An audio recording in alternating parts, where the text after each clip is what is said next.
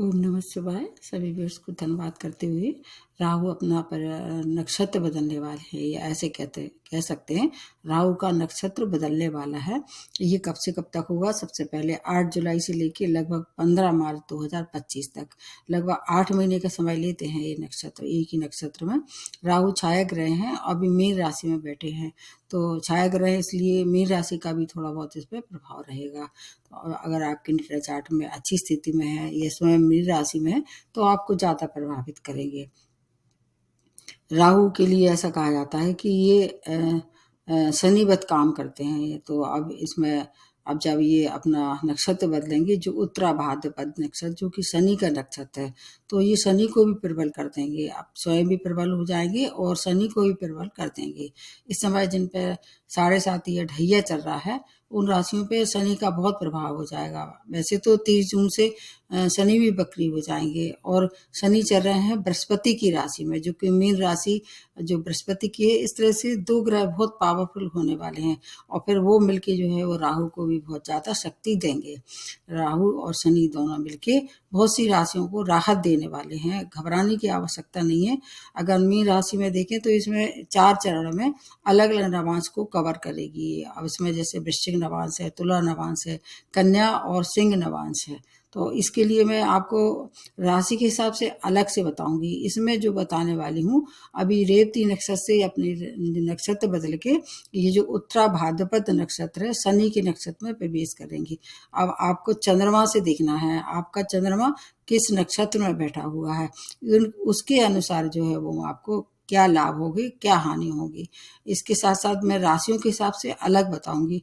नक्षत्र की दुनिया एक बहुत महत्वपूर्ण दुनिया है। राशि तो वैसे देखा जाए तो राशि का भी उतना ही महत्व है, लेकिन नक्षत्र अगर आप पकड़ लेते हैं, जैसे आपका जो जन्म नक्षत्र है या लग्न नक्षत्र है या आपका जो कारक ग्रह है उसका नक्षत्र है, तो इससे आपको बहुत सारे फायदे हो सकते हैं, क्योंकि ये कभी नहीं बदलते हैं। महादशा अंतर्दशा तो बदलती रहती है, लेकिन जन्म नक्षत्र कभी नहीं बदलेगा आपका। और जो ग्रह जिस नक्षत्र में पड़ा हुआ है वो वैसे ही फल देगा पूरे जीवन भर। अलग अलग तरह के रिजल्ट होने वाले हैं। एक अगर देखें तो एक जो ग्रह वो है उसमें अलग अलग ग्रह से देखें तो उसमें अलग अलग ग्रह के लिए कैसे कैसे फल होंगे। आपको केवल एक बात देखना है कि चंद्रमा किस नक्षत्र में है। तो अगर आप प्रारंभ में, इसमें ज़्यादा लंबा नहीं करती हूँ, केवल नक्षत्र के हिसाब से प्रभाव बता रही हूँ। अगर आप केतु के नक्षत्र में आपका जन्म हुआ है, जैसे कि अश्विनी है, मगा है और मूल नक्षत्र है, एक मतलब 3 नक्षत्रों को कवर करते हैं ये। एक केतु वैसे तो छाया ग्रह हैं, राहु के बनेटी रहते हैं, लेकिन इस समय अगर आपको देखें इन नक्षत्रों का आपका जन्म है केतु के नक्षत्र का, तो आपको कोई ऐसे व्यक्ति से धोखा हो सकता है। इसलिए आपको बहुत सचेत रहने की जरूरत है। किसी पे अंधा विश्वास नहीं करें। लेकिन आय के लिए समय अच्छा है, आमदनी के नए स्रोत बनेंगे, इससे आपकी आर्थिक स्थिति में भी सुधार होगा, मान सम्मान की प्राप्ति होगी। संतान पे थोड़ा सा आपको व्यय करना पड़ेगा। जो अब तक मेहनत आप नहीं कर रहे थे, उस मेहनत का फल मिलेगा। माता पिता का भी साथ मिलेगा। अगर आप विद्यार्थी हैं तो आपके लिए भी घर से बाहर जाकर, घर से दूर जाके हो सकता है अवार्ड जाना की इस समय संभावना दिखाई दे रही है।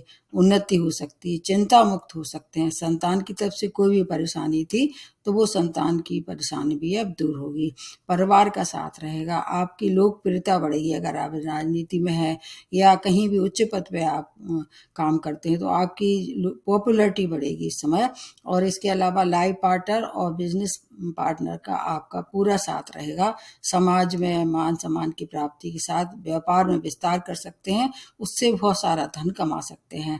आपके लिए समय अच्छा है कुल मिला के, क्योंकि राहु केतु क्या है, एक ही इसके मतलब एक ग्रह के 2 अलग अलग वो हैं हिस्से जिसको कह सकते हैं।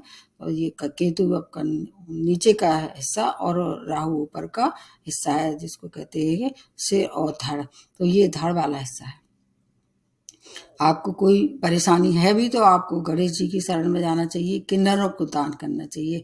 ये 3 नक्षत्रों में आप देख लेना कि कौन से नक्षत्र में आपका जन्म है।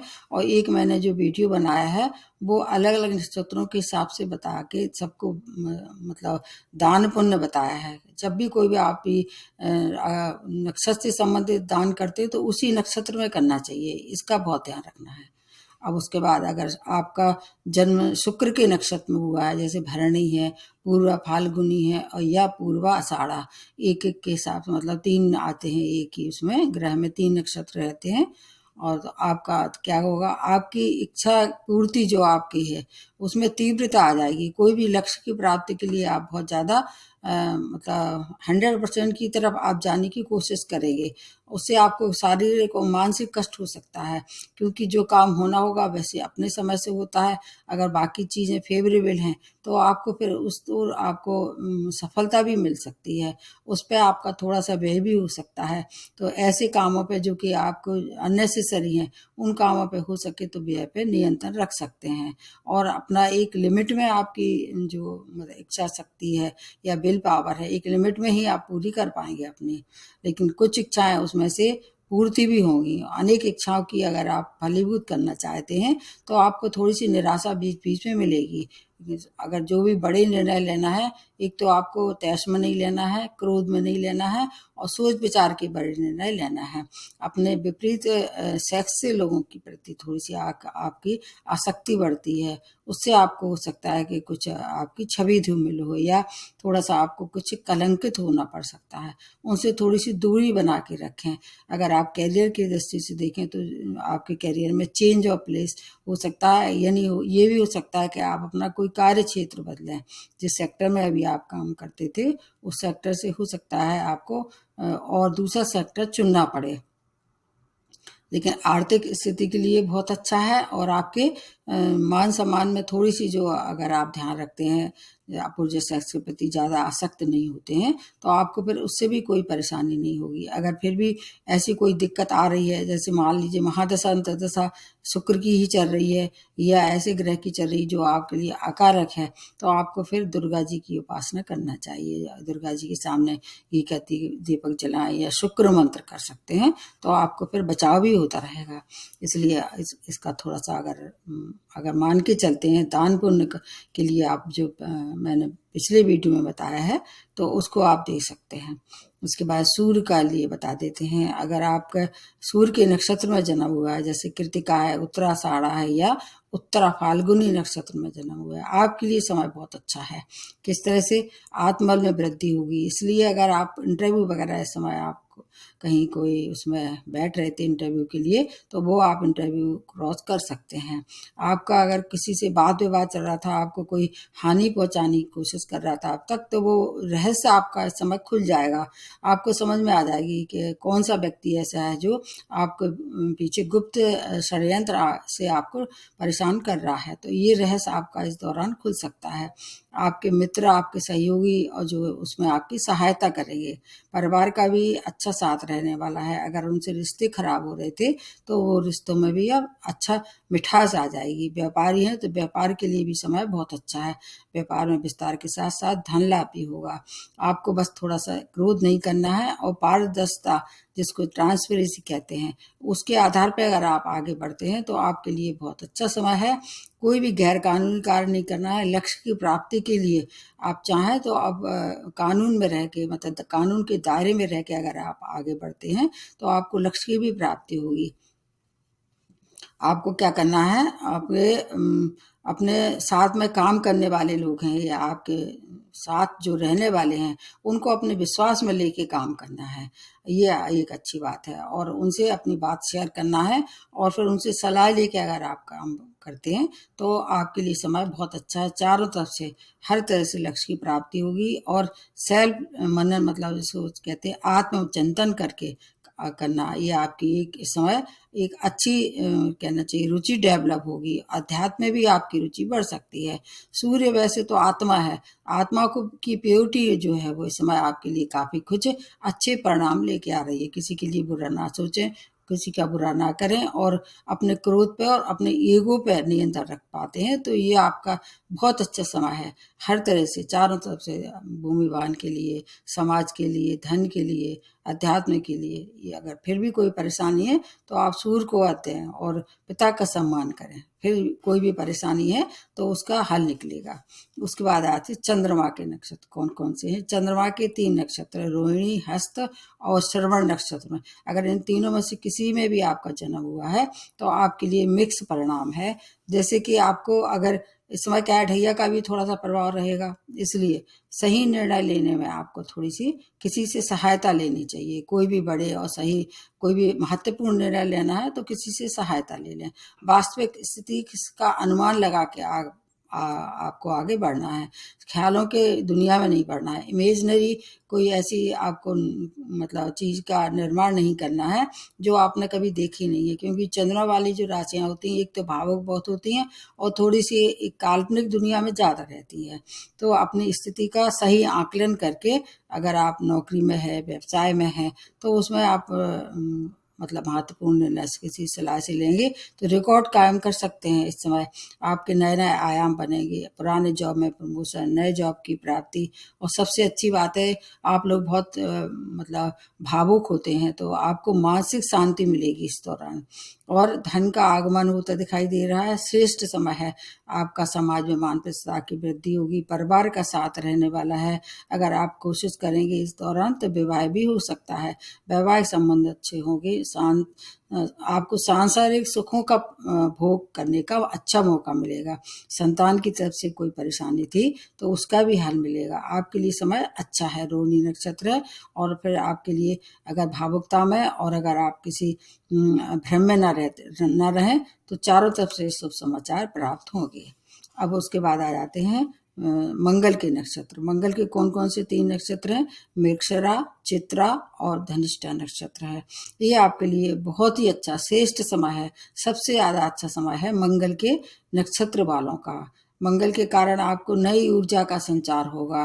इससे क्या है, सभी कारण पूर्ण करेंगे और इसके मतलब अतिरिक्त आपको कुछ चीजों का और फायदा होने वाला है। जैसे भूमि का अगर सुख अभी तक वंचित थे, भूमि वाहन का सुख या प्रॉपर्टी से संबंधित कोई भी परेशानी थी दूर होगी। अगर आप इसी तरह के कार्य में अगर संलग्न हैं, जैसे कि आप बिल्डिंग मटेरियल हैं या प्रॉपर्टी के डीलर हैं, एजेंट हैं, किस तरह से, तो ये सब आपके लिए एक आजीविका की नई नई आजीविका की उत्पत्ति होती दिखाई दे रही है। कोई ऐसा क्षेत्र आपके लिए काफी कुछ अच्छे धन का, मान का, सम्मान का ऐसे इस समय आएगा आपके जीवन में कोई भी व्यक्ति जो इस तरह से आपको लाभ पहुंचाएगा। अगर जॉब में है तो आपको नए अनुबंध मिल सकते हैं, इससे आपका प्रमोशन हो सकता है, रुका हुआ धन प्राप्त होगा, वरिष्ठ अधिकारी जो है आपका फेवर करेंगे। अगर आपको ऋण की अगर लेना है तो ऋण ले सकते हैं, लेकिन किसी को पैसा उधार नहीं देना चाहिए इस समय। अगर आपने किसी को पैसा उधार दिया तो उसमें लौटने में संशय होगा। आपको हर एक लक्ष्य की प्राप्ति होगी, चारों तरफ से आपके विवाह हो सकता है, वैवाहिक संबंध में मधुरता, बड़े भाई बहन, छोटे भाई बहनों से आपके अच्छा तालमेल बैठेगा। अध्यात्म की दुनिया में अगर आप कोशिश करते हैं तो उसमें भी उपलब्धियां प्राप्त हो सकती हैं। सबसे अच्छा समय है मंगल के नक्षत्र वालों का, क्योंकि मंगल के लिए ऐसा मानते हैं कि ये बृहस्पति की भी स्वामी है और शनि से भी इनकी समता है। और जहां तक है राहु से अगर देखें, राहु से मिला के राहु इस समय करेंगे शनि की तरह कार्य, इसलिए आपकी समय बहुत अच्छा रहने वाला है। अब उसके बाद आ जाते हैं राहु के नक्षत्र को कैसे आप देखेंगे। अगर राहु का कौन कौन से 3 नक्षत्र हैं? भद्रा, स्वाति और शतभिषा नक्षत्र है। तो इसके लिए इनके लिए मिला जुला रहने वाला है, क्योंकि क्या है इस समय राहु भी शनि की तरह काम करेंगे। तो इसमें अगर शनि की स्थिति अच्छी है ऑटोमेटिकली आपको उन सब चीज़ों से लाभ होना शुरू हो जाएगा।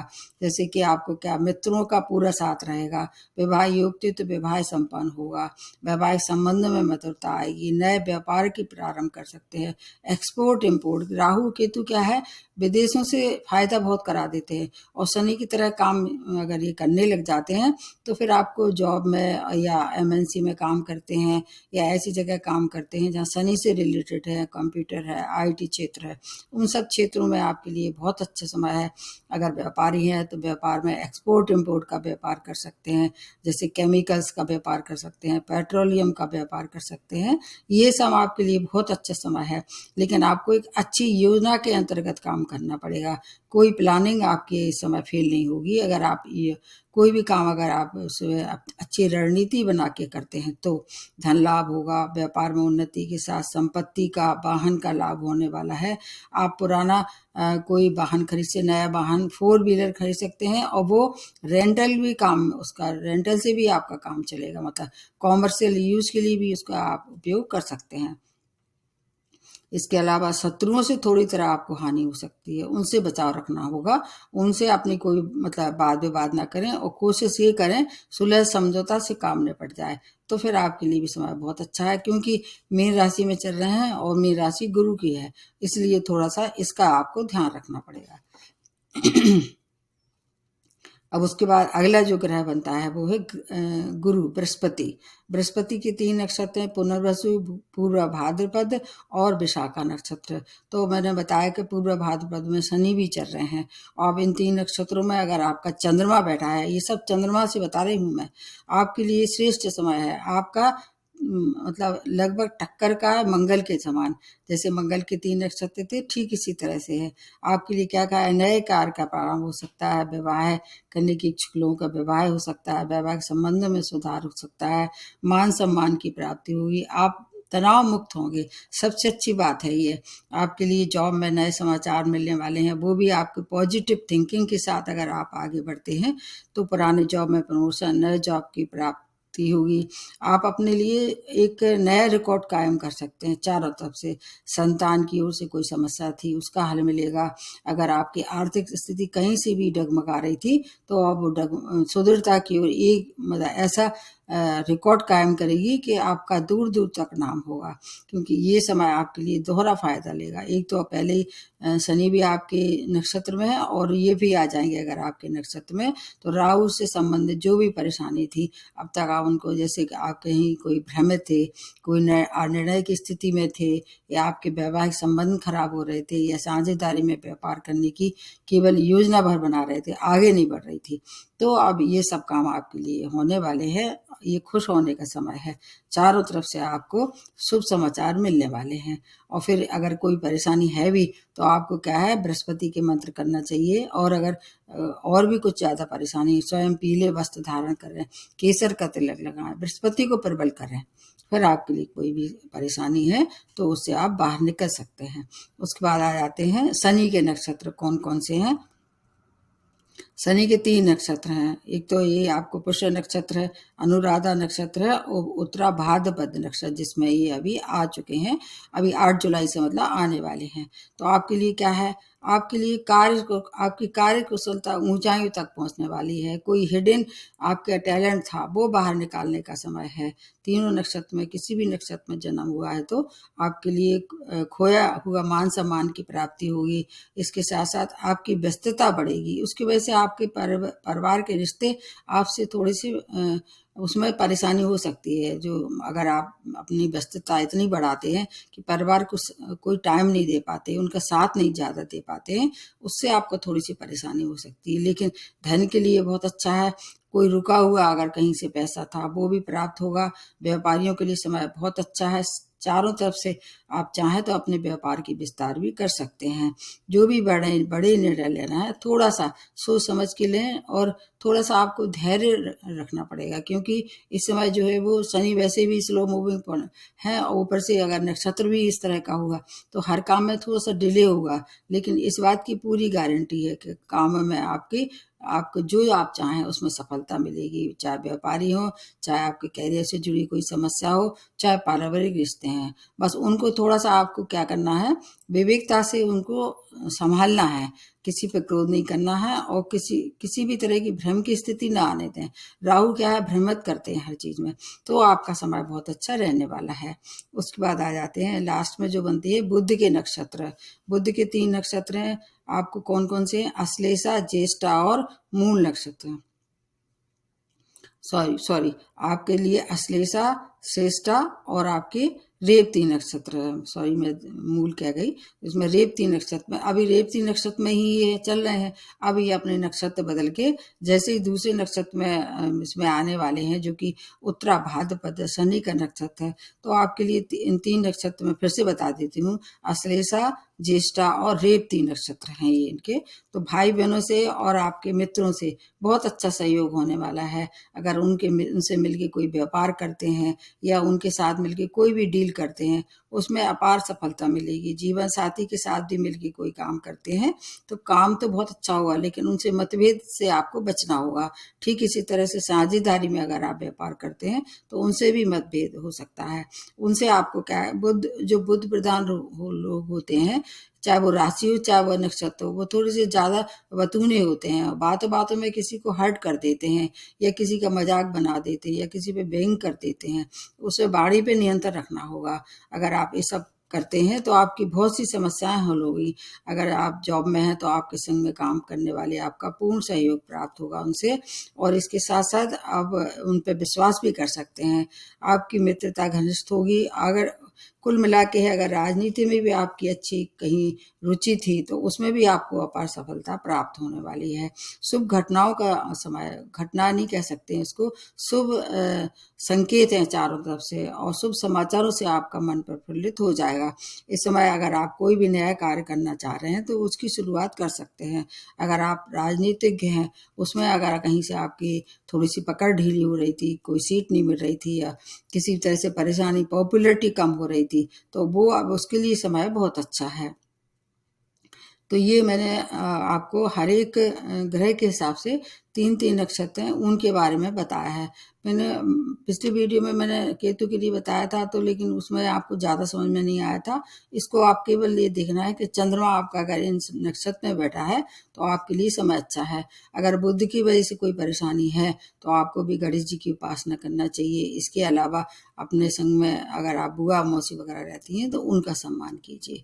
तो ये तो मैंने पूरी बताई है आपको हर एक ग्रह के हिसाब से कि कौन कौन से कितने कितने आपको फायदा है, कहाँ थोड़ी सी सावधानी रखनी पड़ेगी। इसमें कुछ और बातें बता देती हैं, जैसे सिंह राशि है या सिंह लग्न है और राहु की महादशा अंतर्दशा चल रही है, तब आपके लिए समय सबसे ज्यादा श्रेष्ठ रहने वाला है। बहुत से मनोकामनाएं आपकी पूर्ण होगी। और इसके अलावा एक और विशेष बात है कि अगर आपका जन्म कृष्ण पक्ष में हुआ है या शुक्ल पक्ष में हुआ है, उसका देखना होगा। अगर शुक्ल पक्ष में मतलब चंद्रमा का जिसका महत्व सबसे ज्यादा होता है, अब चंद्रमा जो है वो बलि का होता है, शुक्ल पक्ष में ज्यादा बलि होता है, और कृष्ण पक्ष के लगभग ये पंचमी तक भी ज्यादा बलि रहता है।